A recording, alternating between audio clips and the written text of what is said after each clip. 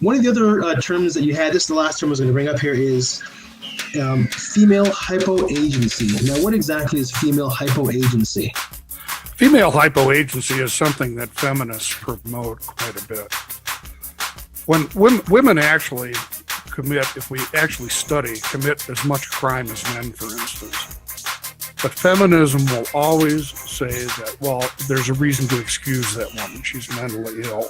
She has mental problems. She's an alcoholic. She's a drug addict. She had this in her life. She was sexually assaulted, etc. Well, all of those excuses apply equally to men, but we don't extend those excuses to men. And very few people who have had those problems actually do go out and commit crimes because of those problems. So that's an example of hypoagency. That's one of the reasons why our men's prison population is comprised of only about 6.5% women. We simply don't arrest them. We don't prosecute them. When they're prosecuted, they're given sweetheart deals, plea bargains. They're diverted to treatment programs, whereas men simply get prison or worse. So that's kind of a practical example of hypoagency. Abstract, it's the concept that women can do no wrong and always should be excused for their misconduct. Right. Now, one of the things that we've talked about quite a bit is that the term feminism comes up. Now, why would this term come up in a gender studies for men course, and how is it relevant to the content of the course? Okay.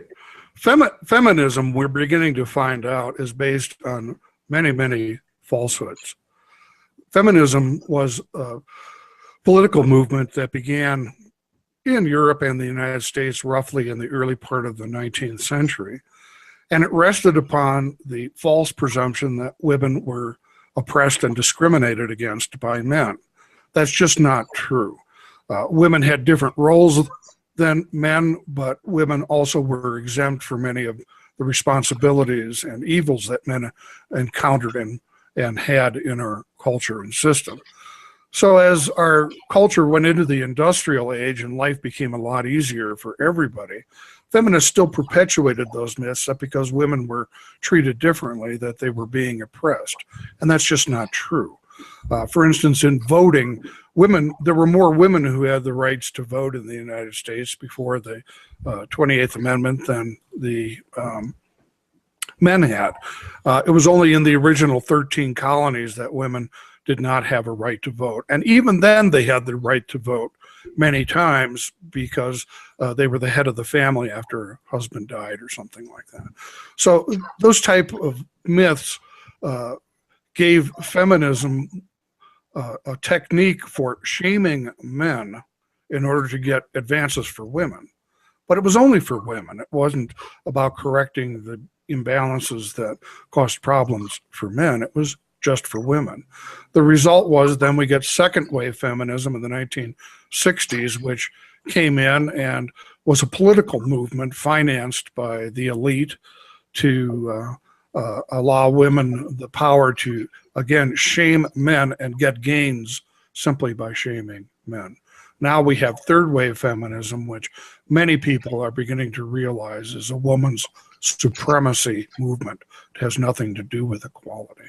So the gender studies for men is to recognize that, anything that feminism applied to our culture to gain changes for women, positive changes, should apply to men as well.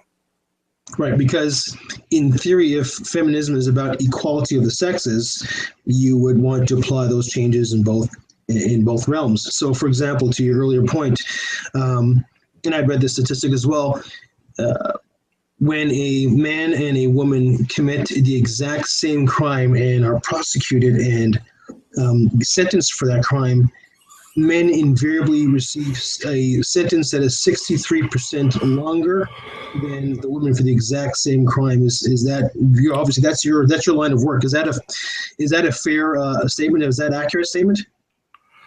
Absolutely, it's accurate, but there's more to it than that, because women are never arrested in the first place.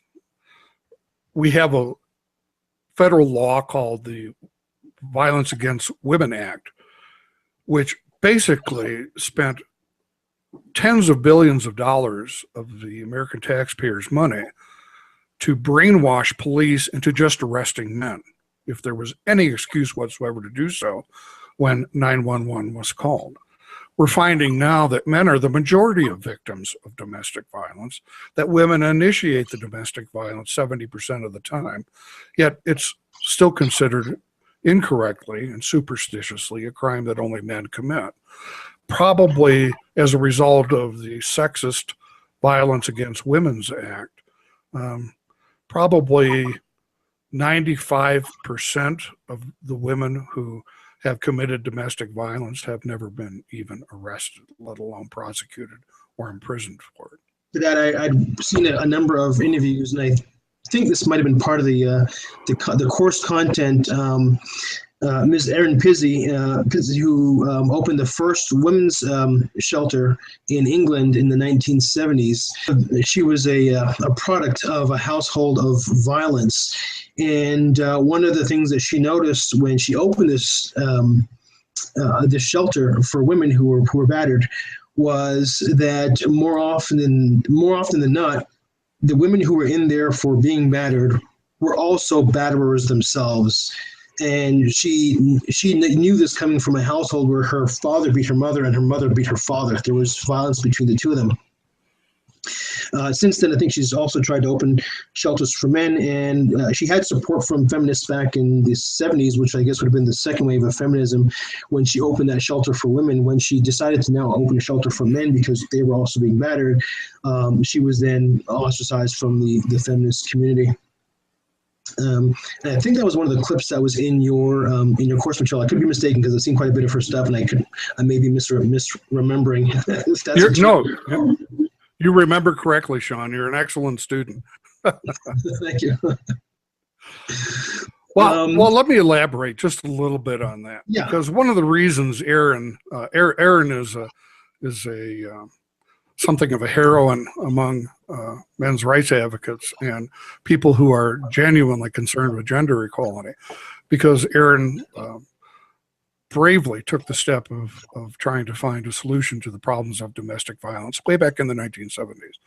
And she now has realized that where we have tens of thousands of shelters for women, we have only one or two for men, and that men are the majority of victims.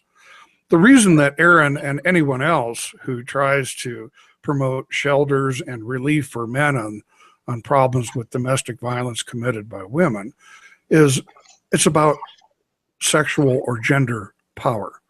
The feminists had everybody convinced that men were evil, violent, nasty, rotten people who deserve no considerations, and that was a good reason to give women special privileges. That's just not true. Violence is unfortunately without gender, and we know now that women actually commit the majority of it. But the power that feminists gained from demonizing men through misandry and androphobia during second wave and third wave feminism gave them tremendous amounts of political power, and they want to keep that power. They're very, very jealously guarding that power. So that is one reason why they promote the media's offensive and oppressive demonization of men. You know, one of the other section of your program is called Raising Awareness of Men's Issues. And we've talked about a few of them just now.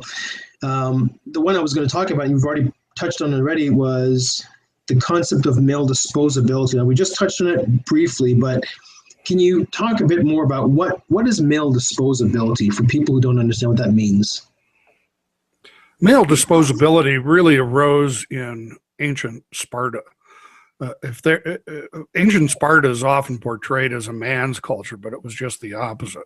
Ancient Sparta, women were placed upon tremendous pedestals, and men were nothing more than bricks in the wall of the city to protect the women and the children.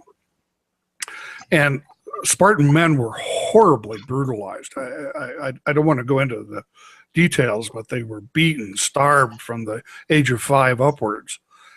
They became tremendous soldiers, but brave and courageous. But That was their whole value in life. Men were punished for not getting married in ancient Sparta.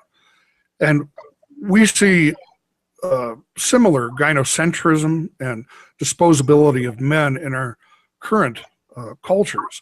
That kind of goes back in Western culture to about the Middle Ages, about the 12th century, when a queen in France, Eleanor of Aquitaine, took over command of most of Europe. She started the Second Crusades. And through the troubadours, who were the mass media of the time, and the church, she promoted the idea that men were only good for soldiers for defending the wealth and power and safety of women. And that became known as chivalry. It turned into a whole movement, and it continued in our culture to this day.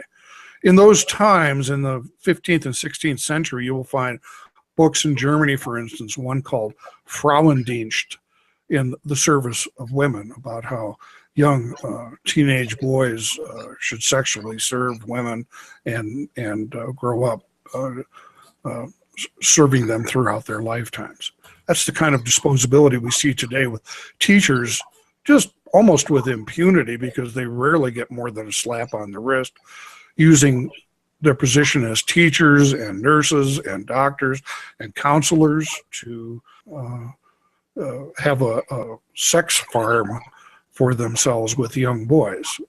They're rarely arrested, rarely prosecuted. If you look at what these women are doing to young boys and tried to imagine a man doing the same thing to young girls, we would be outraged, etc. But women, through hypoagency, are exempt from this type of thing, largely.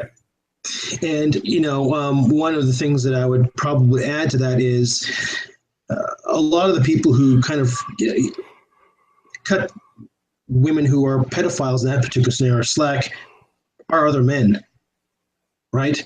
A lot of men cut them slack, basically saying, well, that kid was lucky. He got to sleep with a teacher. I had a teacher when I was in high school. She was good looking. She, figure. And if you were to flip around the other way and you were talking about their daughters and some male teacher, gym teacher, having sex with them, the whole demeanor and the whole story changes all entirely. Absolutely. And that kind of attitude by men is very, very destructive to gender equality and to children, because the boy is not lucky. We know that when a child, whether he's a boy or a girl, and boys actually develop more slowly than girls, has sex at a very early age, say in early teens or mid-teens, it freezes their social sexual development at that age. So what happens is, as the boy gets older, in mid-20s and 30s, he is trying and struggling to have personal, intimate relationships with his skills at the age he was raped by the woman. So 13, 14, 15-year-old skills don't work for 25 and 30-year-old men.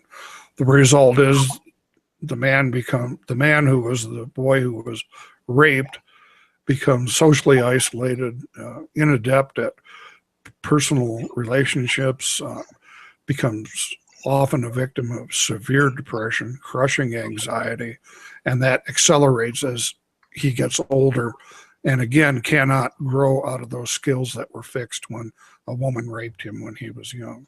So he's not lucky. Does he enjoy it? Sure, but if you inject someone with heroin, they're going to enjoy it too. That's not a good thing to do. If you enjoyed the show and want to see more, join our Facebook page called The Man Cave by Gentlemen United. All of our shows, tons of additional content, and invitations to future shows are posted there. You can add to the conversation and suggest future discussion topics. Please like, comment, share, and most of all, subscribe by clicking the Gentlemen United icon. I promise it's free. Thanks again for joining us in The Man Cave. Enjoyed the show? Like, share, and subscribe.